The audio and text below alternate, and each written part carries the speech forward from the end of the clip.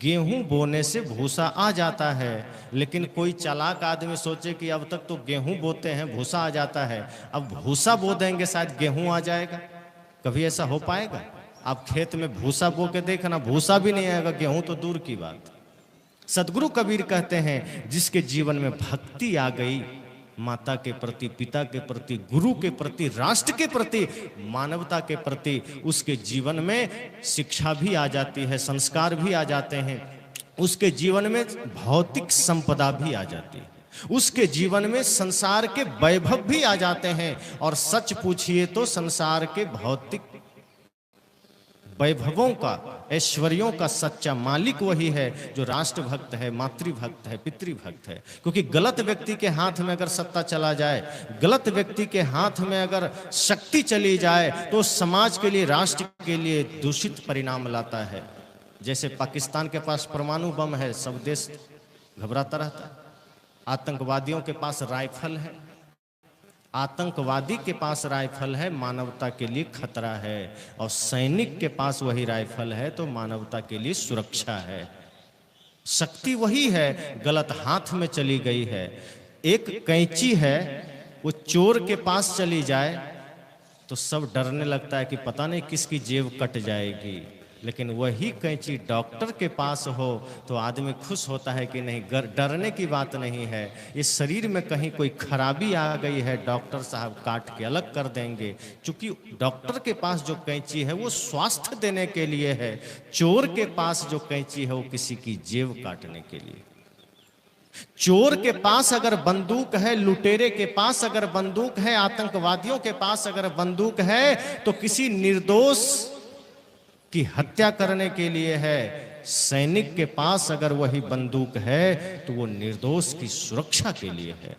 तो शक्ति गलत हाथ में अगर चली गई तो गलत परिणाम लाती है। इसलिए सदगुरु कबीर कहते हैं जीवन में भक्ति जरूरी है, और ये भाव माताओं अपने बच्चों में जरूर भरना।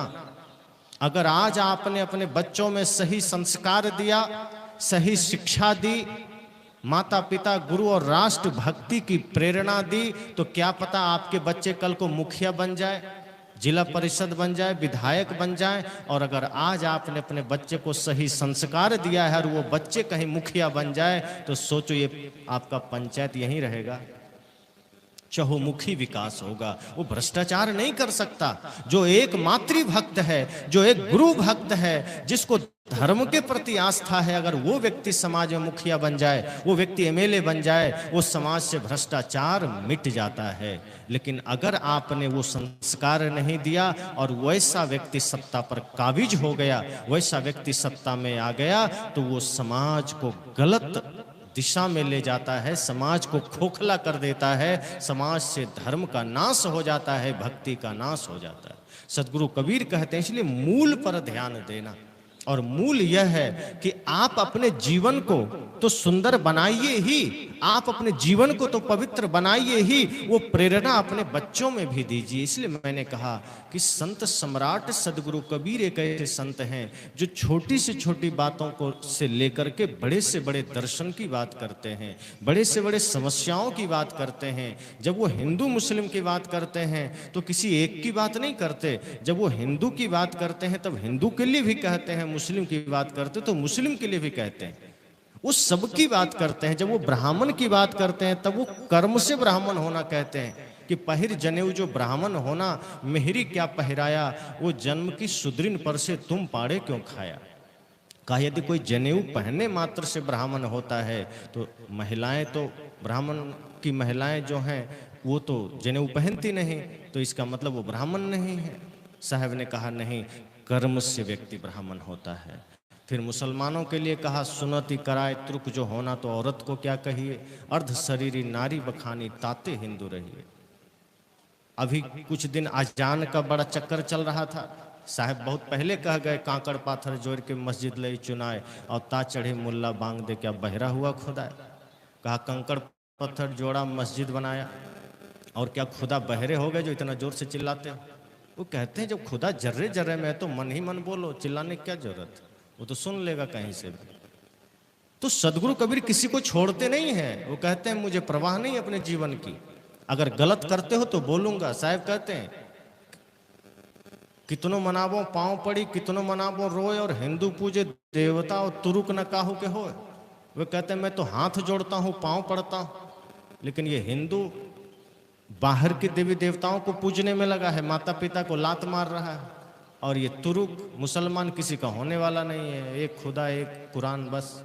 साहब कहते हैं नहीं, ये कट्टरता नहीं चलेगी, ये वैमनस्यता नहीं चलेगी। इंसानियत को धारण करो, प्रेम को धारण करो। सभी जीव आपके अपने हैं, कोई पराया नहीं है। मैंने कहा सदगुरु कबीर का दर्शन, सदगुरु कबीर का जीवन बहुत विराट है। वो जिस पहलू पर बोलते हैं खुलकर बोलते हैं, वो किसी को पुचकारते नहीं हैं।